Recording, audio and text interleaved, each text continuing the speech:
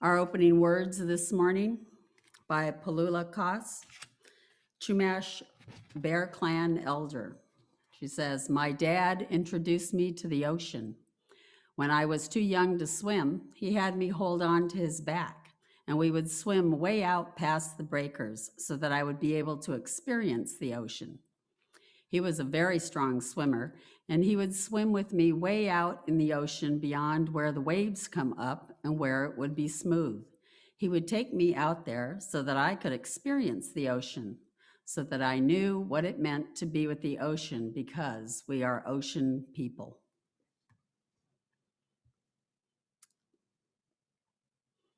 Randy will light the chalice here in the sanctuary, and I invite you to light your own chalice and place it where it can be seen by all of us, if you are able. We gather this hour as people of faith with joys and sorrows, gifts and needs. We light this beacon of hope as a sign of our quest for truth and meaning in celebration of the life we share together. Before we sing the first hymn, let me remind you to leave yourselves muted. However, we want you and whoever is with you to sing with Jan and Mary as big and as loud as you like. Make it a joyous experience. So let's all sing the opening hymn, "Where Gentle Tides Go Rolling By," number 136.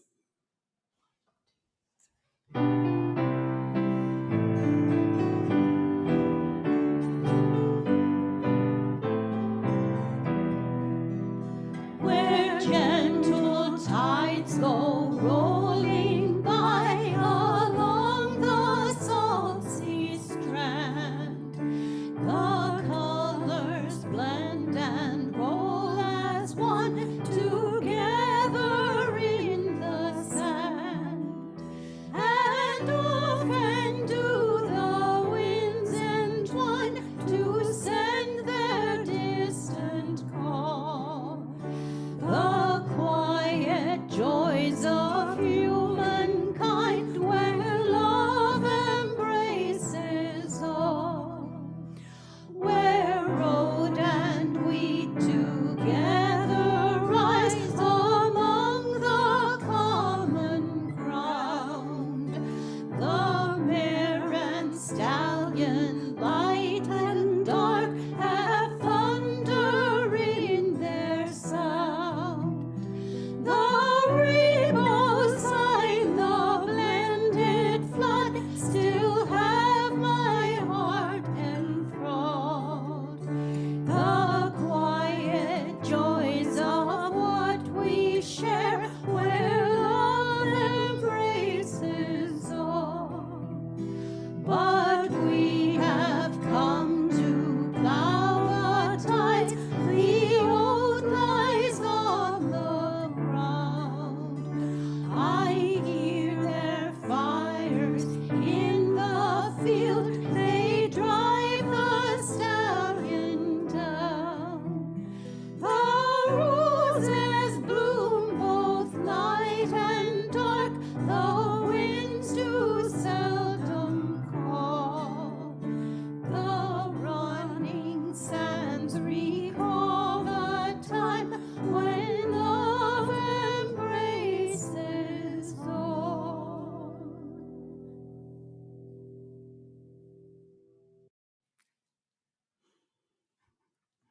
Good morning, and welcome to the Unitarian Universalist community of Cambria. We're glad you've joined us today. We acknowledge that our UUCC sanctuary stands on land that was originally occupied by indigenous peoples whose ancestors lived primarily in the San Luis Obispo, Santa Barbara, and Ventura counties. As a Unitarian Universalist community, we celebrate religious diversity and welcome all who journey in search of faith and spirituality. The UUCC is a lay-led congregation inviting speakers from different religious traditions and spiritual or scientific backgrounds to speak at our pulpit. We encourage presentations covering a wide variety of topics and areas of interest to our community that connect with the UU 7 principles. Today's service centers around the seventh principle. We affirm and promote respect for the interdependent web of all existence of which we are a part. Our seventh principle may be our Unitarian Universalist way of coming to full embrace something greater than ourselves, the interdependent web, expressed as the spirit of life, the ground of all being, the oneness of all existence, the community forming power, the process of life, the creative force, even God, can help us develop that social understanding of ourselves that we and our culture so desperately need. It's a source of meaning to which we can dedicate our lives. My name is Dolores Miera, and I'm your worship associate this morning. I would like to extend a special welcome to today's guests and visitors. We're glad you've joined us this morning under these challenging circumstances. If you are a guest and would like to introduce yourself, please raise your Zoom hand and unmute yourself when Diane calls your name.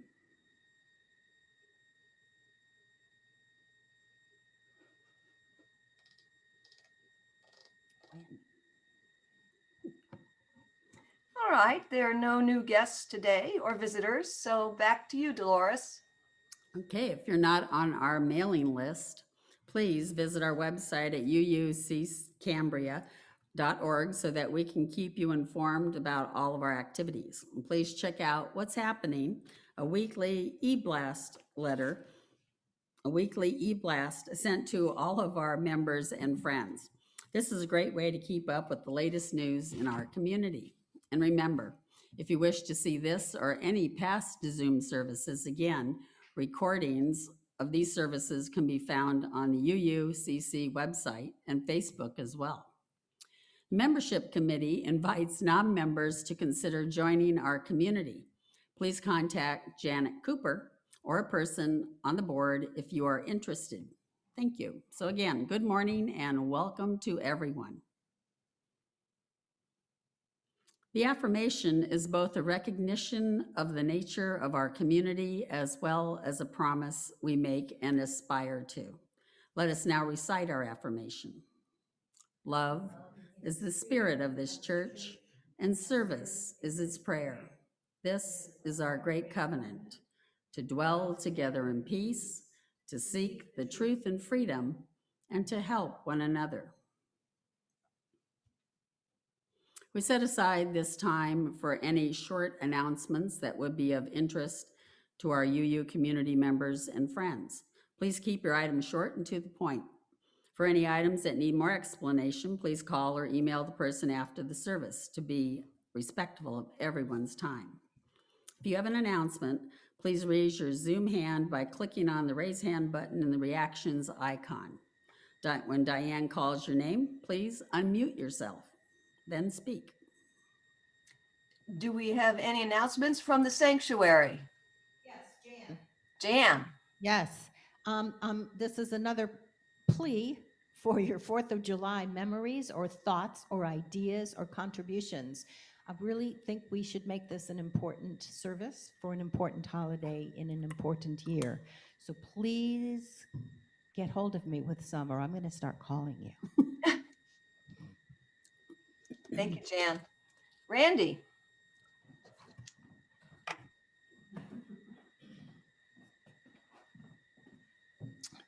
Good morning. The Operations Committee is going to meet tomorrow via Zoom at 6 p.m. To further discuss the facilities use policy documents. So if you're interested in joining us, and everyone is welcome, please let me know. I'll send you a link. Again, tomorrow night at 6 p.m. Thank you. Thank you, Randy. Anita, would you please unmute yourself and tell us your announcement? Yes, here I am. Good morning. Mary Del Bono has been discharged from the hospital this week or this last week, and she is home now. And I believe she would love to get some snail mail. Thank you. Thank you, Anita. Marianne, would you please unmute yourself and tell us your announcement? Good morning, all. We have the Poetry Spoken Word series resuming Thursday at 7 p.m. via Zoom. Please contact me if you're interested in coming. We're still hanging in there, and we're having a lot of fun. So please join us Thursday at 7 p.m. Thank you. Thank you, Marianne. Art, would you please unmute yourself and tell us your announcement? Hi, I had the pleasure of seeing Tom McGurran on his 93rd birthday. He came home from rehab early, apparently because he was just so disagreeable they threw him out. So I said hello to everybody, to him from everybody, and he sends his love, and he's doing quite well. Thank you. Thanks, Art. I see no other hands, so back to you, Dolores. Next week, Kara Wilson Granat will present the hope-filled lessons of love shared by the world by Otto Frank, father of Anne Frank. Sharing together some of our personal and significant joys and concerns brings us closer as a faith community. We invite you to share the milestones that are deeply felt as part of your personal life. But please be mindful and considerate of all who come to worship with us this morning. This is a time of community building. Our first reading this morning is by Palula Kos, the Chumash Bear Clan elder. She says, in the 1800s, the elders made a historical decision to protect Point Conception. In the face of overwhelming odds against them, even with persistent guerrilla action against the Americans, they saw that we were not going to be able to recover all of our land. They signed a treaty in which was agreed that if the United States would at least leave this area alone, this most sacred area, then we would not fight them for the other areas. The group of Native elders that signed treaties with those representatives of the US government knew that it was a huge concession to make because we have enormously sacred places throughout Chumash land. Besides that, our people need some place to live. But because of the sacredness of Point Conception, our people back then made the decision to protect that place. In exchange, they gave up fighting for all the other places. A historic note that the treaties signed by Native tribes and US representatives made in 1851 and 1852 were sealed by an injunction of secrecy and never ratified by Congress. California lands legally still belong to the indigenous people.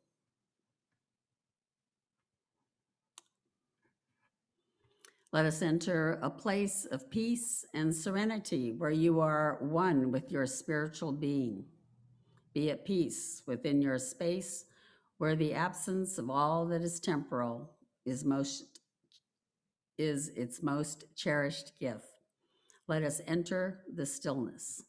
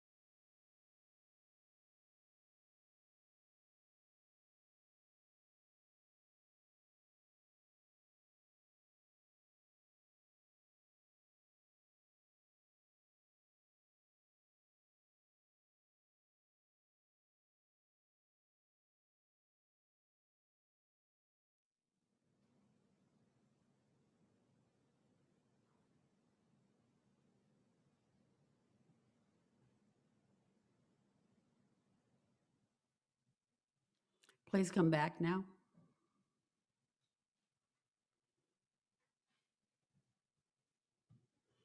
Our second reading, also by Palula Kas. A lot of times in our stories, there are transformations that happen between human and other life forms, other planet, or even celestial bodies. This theme runs very strongly through Indigenous stories.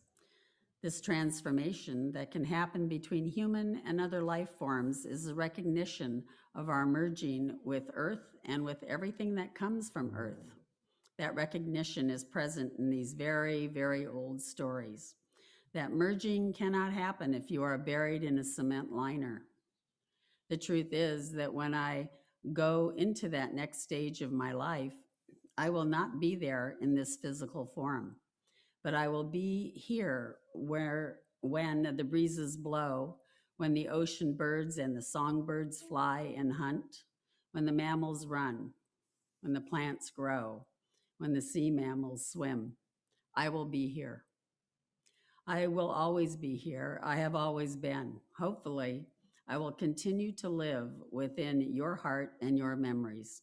This will create a channel of communication between us.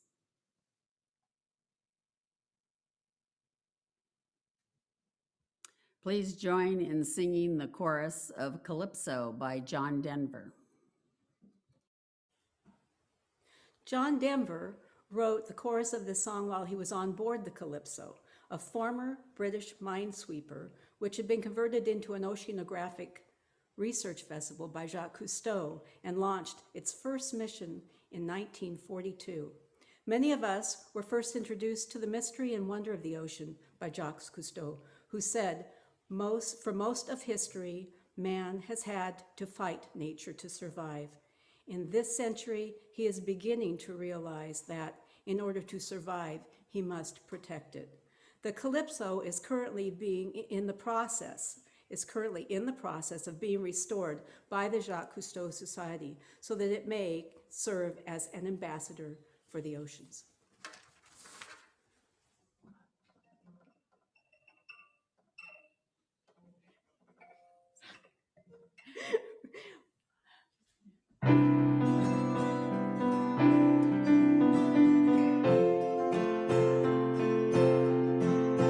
To sail on a dream on a crystal clear ocean, to ride on the crest of a wild raging storm,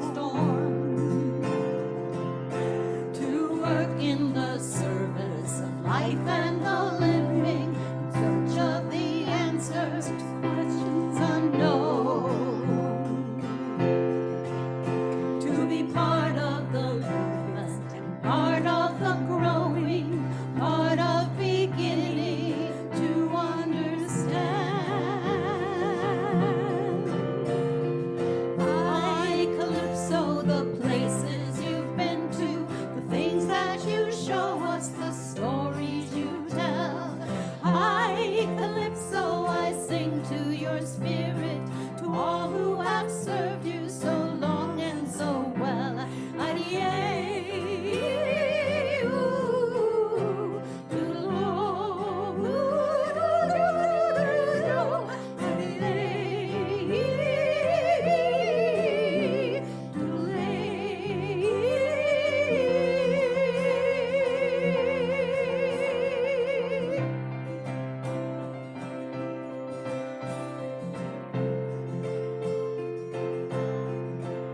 Like the dolphin who guides you, who brings us beside you, to light up the darkness and show us the way. For though we are strangers in your silent world, to live on the land we must learn from the sea.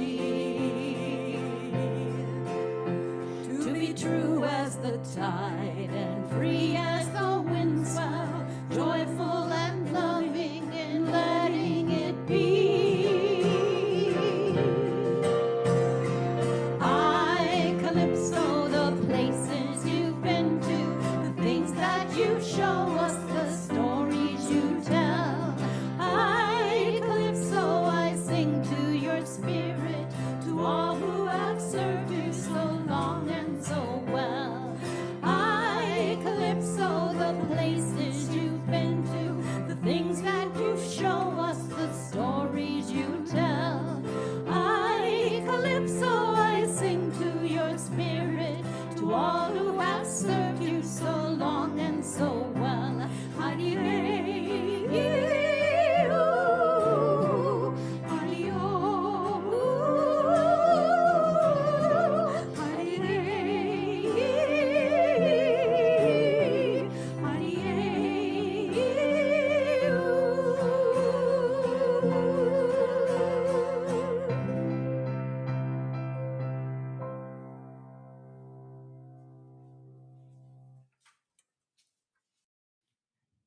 Very nice. Thank you, Mary and Jan.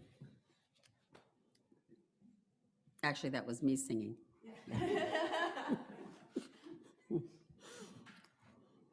Today's sermon is titled, Why We Need a Chumash Heritage National Marine Sanctuary, to be delivered by P.J. Webb. P.J. is a public interest attorney focusing on marine conservation, wildlife advocacy, and environmental justice. She is a recipient of the Bill Deneen Environmental Award, the National Marine Sanctuary Volunteer of the Year Award, and the Leon Panetta Sea Star Award. She is an advisor to the Northern Chumash Tribal Council and serves as an at-large representative on the Monterey Bay National Marine Sanctuary Advisory Council. PJ has been a driving force behind protecting coastal waters in the gap between Monterey and Channel Islands Sanctuary, working with many community organizations such as the Northern Chumash Tribal Council, Marine Sanctuary Alliance, Santa Lucia Sierra Club, EcoSlow, and Surfrider. Together, our community is working toward the ultimate designation of a Chumash Heritage National Marine Sanctuary in Central California. Please welcome P.J. Webb. Thank you, Dolores. Thank you, Dolores. I've been here before. I brought Palula along with me. And I'm getting this out of the way right at the beginning. We lost Palula this year during COVID, and she's a very wise woman. And if you want to read more of her wisdom, her book is Earth Wisdom, A California Chumash Woman. So I'm here to talk about the Chumash Heritage National Marine Sanctuary. That's no real big surprise if I'm here. That's what I'm usually doing. I also want to shout out to Gwen Kellis. Gwen, who is a good friend of mine and a good friend of yours, is also a member of the Monterey Bay National Marine Sanctuary Advisory Council. We are both appointed to advise the superintendent of the Monterey Bay National Marine Sanctuary. And we serve from the very south of Monterey's National Marine Sanctuary. We are a border town here. To the north of us is the Monterey Bay National Marine Sanctuary, but to the south of us, there is no National Marine Sanctuary. So if we're going to have a National Marine Sanctuary, isn't the idea of focusing it about the Chumash heritage just an added bonus? You know, we get the sanctuary protection and we get to celebrate Chumash culture, which is that of people who feel that they're responsible for taking care of Mother Earth, Grandmother Oceans, and all the living beings. So if I could have the first slide, please, or the next slide, I guess it is. Some of the reasons why a sanctuary is really helpful is because it helps protect natural and cultural features.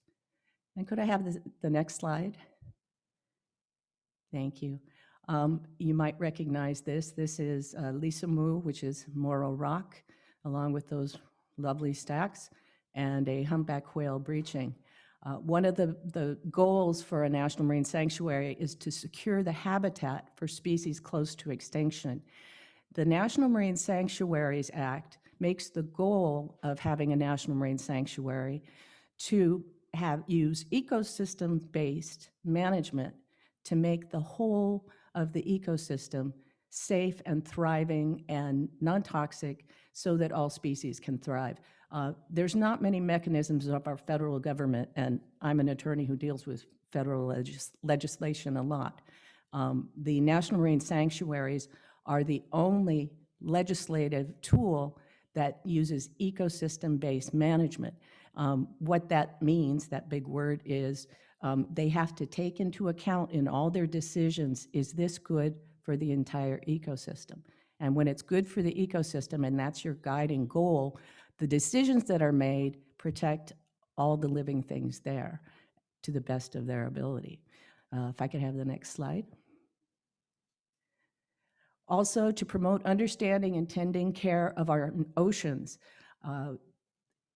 One of the things I appreciate about the National Marine Sanctuary System is their main tool that they use is to educate and do outreach to people so that people get out in the ocean, learn to love the ocean, because you don't feel the need to protect something unless you know it, you're in it, and you learn how to take care of it. Next slide, please. Another thing that's wonderful about having a National Marine Sanctuary is recreational areas are people are not banned from access. People are allowed access and use. So they're allowed to go sailing, they're allowed to fish, they're allowed to look through the intertidals. So one of the things that's nice is it encourages, the sanctuary system encourages people to get out in the water and enjoy it and learn how to do it sustainably and to protect it. Next, please. Fishing. Fishing is a great joy, and it's a source of food. It's an important food source. And for the Chumash peoples, they have a long history, 15,000 to 20,000 years, of being out in the water, navigating in the water, and fishing, and using it as an important source. A lot of times we hear in this community or community south of us that they don't want a National Marine Sanctuary because they already are over-regulated and they don't need any more regulations. Well, the National Marine Sanctuaries do not regulate fishing. They don't have the power to do that. It is not in their jurisdiction. But what they do is keep the habitat thriving so that it'll be safe for the fish. So it's another good reason to have a National Marine Sanctuary, like I need any. Go forward, please. I'm only gonna, instead of doing all 52 slides that this original Chumash slideshow had, I'm only giving you a short piece, so I'm highlighting two of the areas that are important. The map you see over there is a map that shows with the red line, I know it's hard to see, it shows from Big Sur down to Cayucas Creek, and that is one continuous kelp forest. We are so lucky to have this kelp forest because the kelp forest, it's a breeding ground for fish. It's beautiful. It helps uptake carbon. And one of the reasons why we have this beautiful kelp forest is because of those cute little furry guys on the lower right-hand corner, the sea otters. Sea otters eat urchins. They love urchins. When you find a sea otter that is a purple urchin eater, their teeth are actually purple. They have metabolized that purple urchin and it comes out in their teeth. I know because I've been fortunate enough to handle otters unfortunately when they're injured. But without sea otters, the urchins can take over the kelp forest, and that's a big problem north of here. And that one of the reasons why they have that problem is because they don't have those cute little fuzzy, wonderful sea otters. So that shows you from Big Sur down to Cayucas Creek. There's lots of other reasons that this is a beautiful area. So if I could have the next slide. We also are in the middle of amazing diversity. We're on the Central Coast. We are where the northern regimes and the southern regimes overlap. We are the south end of many, many marine species of the northern type, and we're the north end of many of the species that are southern. And what happens is, because we have that diversity here, this is an empty area between Cambria down to Santa Barbara without sanctuary protection. It's also part of the California Current. The California Current runs from Alaska to Baja, and that California Current is very vital for keeping nutrients flowing and for uptaking carbon during this global climate change. So this is a particularly vulnerable area, and that's another reason why we need a Chumash Heritage National Marine Sanctuary. Could I have the next slide, please? I always laugh when we get to shipwrecks because for some reason the National Marine Sanctuaries just love shipwrecks. They are important pieces of our history, and one of the things that a Chumash Heritage National Marine Sanctuary would do is it would provide more protection for things like the Montebello. The Montebello, which you know here in Cambria, was a tanker that was shot down by a Japanese submarine. And it was so close to Cambria that people from Cambria actually went out on the tide pools and went out on boats and helped rescue some of the people there. That would be provided with sanctuary protection. The 1923 Hondo Point disaster is known as one of the worst naval disasters in U.S. Navy history. In a peacetime. There were 7 ships, 7 Navy destroyers that went down. One went right into a rock, and all of them in the deep, deep, dark fog followed him. So the next slide, please. It's also this area, the map there you see is from north of Point Conception to south of Point Conception. Point Conception is very, very sacred, as you heard Dolores tell you reading Palula's information. It is the Western Gate. It is the place where the Chumash are tasked with the responsibility and the obligation to protect that from time immemorial, because that's where all souls have to go, like Palula did. They wander the earth for a little while because they don't know, and they're scared and they're afraid, and they have to go to through the Western Gate, which the Chumash call Humcock, H-U-M-Q-A-Q. It makes me cry because Palula is very dear. Okay, next slide, please.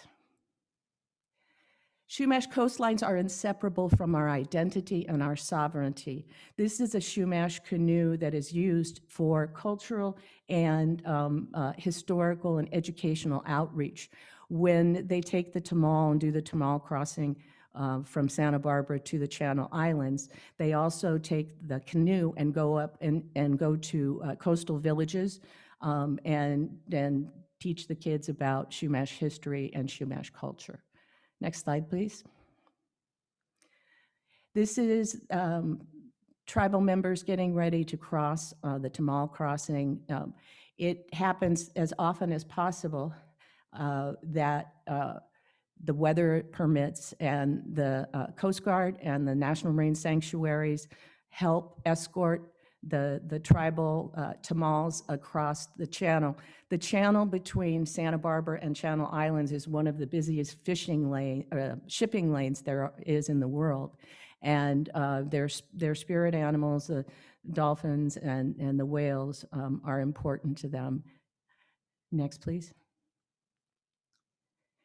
This is a picture of Wishtoyo, a fellow Chumash clan, and they have an educational facility in Malibu, just north of Malibu, and this is a picture from their practices there.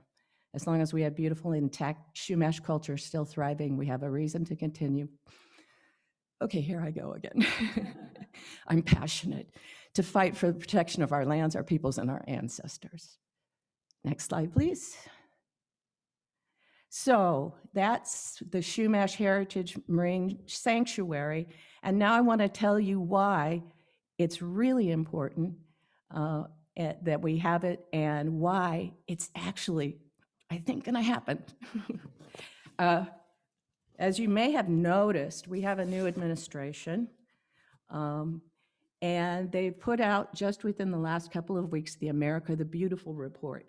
And this is a Biden-Harris administration policy. And they have, just like you have principles, and I really liked you talking about Principle 7.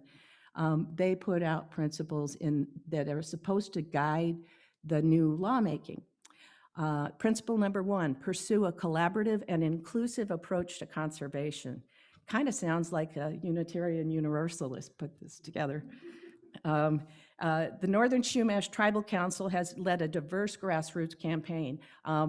It's interesting, the National Marine Sanctuaries sort of demand that you have grassroots campaigns, but grassroots campaigns are led by volunteers and with very few resources.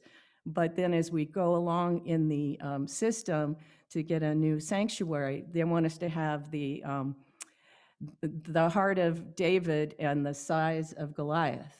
So we have managed to put together a whole community. We've got surfers, we've got grandparents, we've got people who fish, we've got people who are teachers, and that's why we're so strong in going into this process. The second principle is conserve America's lands and waters for the benefits of all people. And National Marine Sanctuary is for the benefit of all people, to protect the ecosystem and to allow uses such as fishing within sustainable limits. Principle number 3, support locally led and locally designed conservation efforts. It's like they wrote this for us because we are truly locally led and locally designed. Principle number 4, well, this is my favorite. Honor tribal sovereignty and support the priorities of tribal nations. Tribal nations have sovereign authority over their lands and waters, possess longstanding treaty, hunting and fishing rights off and on reservations, and have many cultural, natural, and sacred sites on national public lands and the ocean.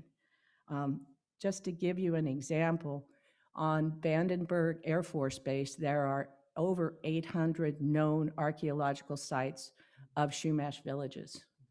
And they are of such a quality that they've been given international heritage status. Efforts to conserve and restore America's lands and waters must involve regular, meaningful, and robust consultation with tribal nations. I'm looking forward to watching this happen. These efforts must respect and honor tribal sovereignty, treaty and subsistence rights, and freedom of religious practices. Federal agencies should seek to support and help advance the priorities of American Indians, Alaskan Natives, Native Hawaiians, and Indigenous leaders, including those related to sustainable land management and the conservation of natural, cultural, and historical resources. Well, I don't have to tell you how that fits in with the Chumash Heritage National Marine Sanctuary because it's obvious. So it sounds like the administration really will help us out with this one if they're going to follow the principles that they're putting forth. Another principle, pursue conservation and restoration approaches that create jobs and support healthy communities.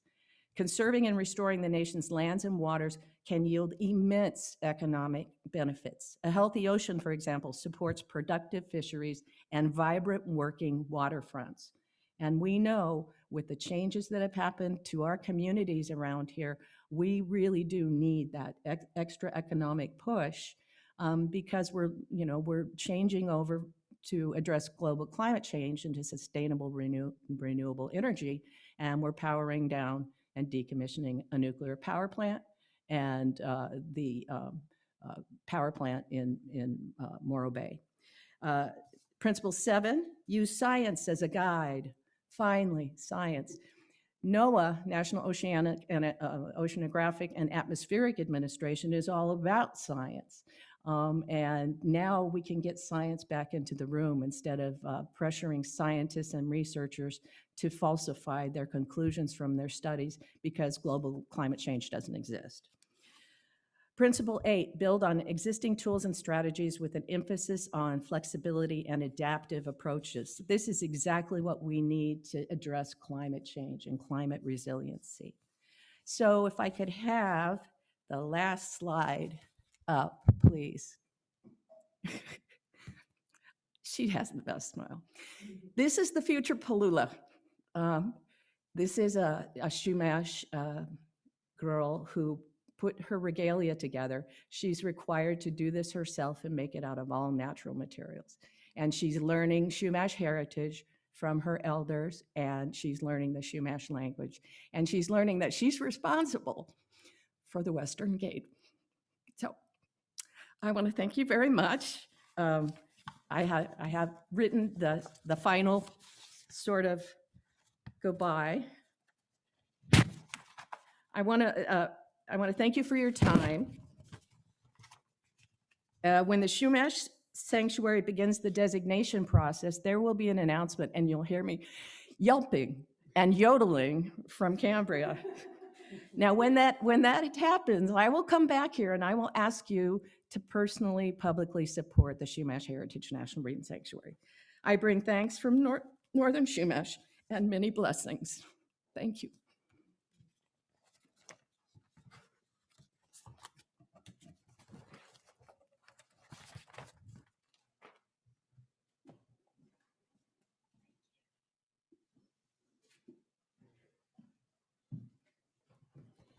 Thank you, PJ. That was extremely informative and encouraging. We appreciate it. Normally at this time, we receive offerings from our congregants. However, due to the virtual format of this service, we invite you to make your offering in one of the methods shown on the slideshow. These methods are posted in the newsletter and on the UUCC website. Please keep in mind that our congregation is entirely self-governed by the democratic process. One of the privileges of our free church tradition is to provide all of the financial support for our many ministries from among ourselves. Generosity, therefore, is one of the spiritual values we recognize as central to our personal and our institutional well-being. You are invited to participate in the blessing of giving by sending us an offering. Thank you.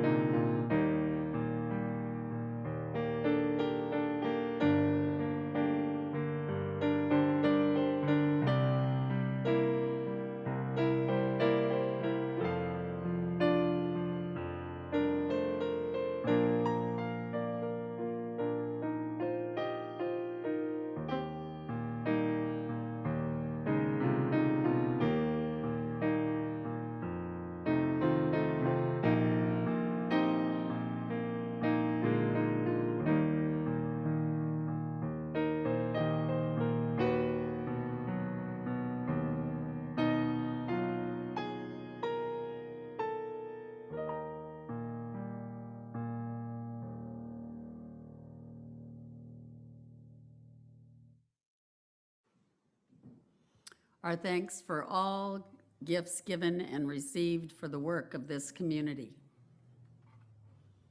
Let us now sing the doxology, number 81. The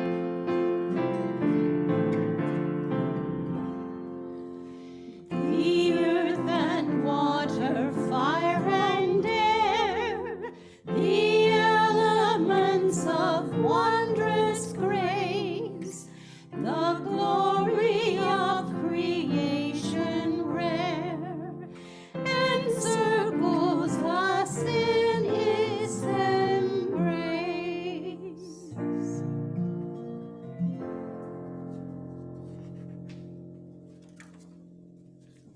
Please join in singing the closing hymn, All Creatures of the Earth and Sky, number 203.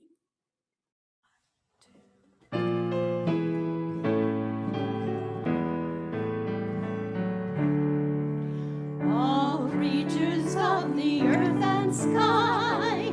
Come, kindred, lift your voices high. Alleluia, alleluia.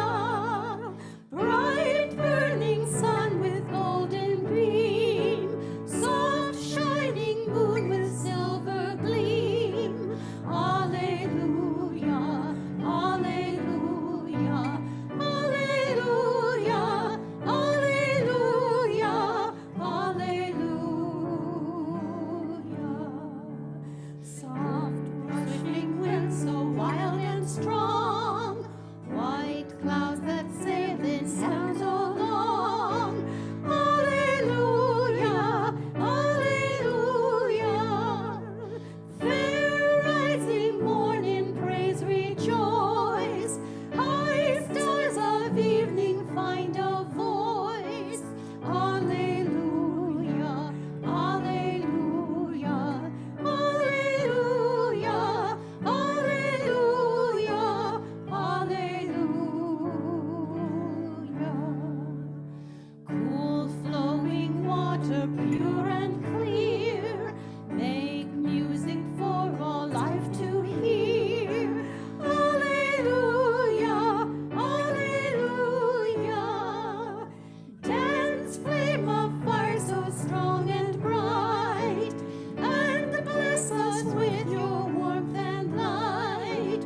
Alleluia, alleluia, alleluia, alleluia, alleluia.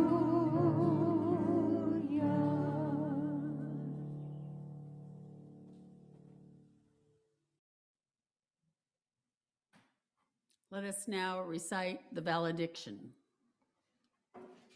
The flame of this chalice will no longer burn today, but the light of the flame within our hearts continues to shine brightly, illuminating the love felt in our community.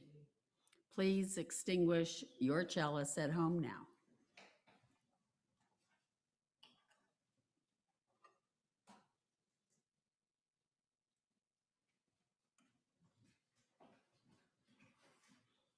After the benediction, please click on the gallery view button in the upper right corner of your screen, but please remain muted. Diane will call on you when you raise your Zoom hand.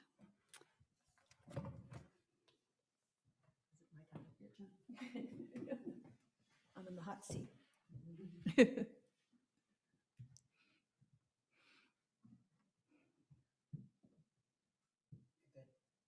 Okay.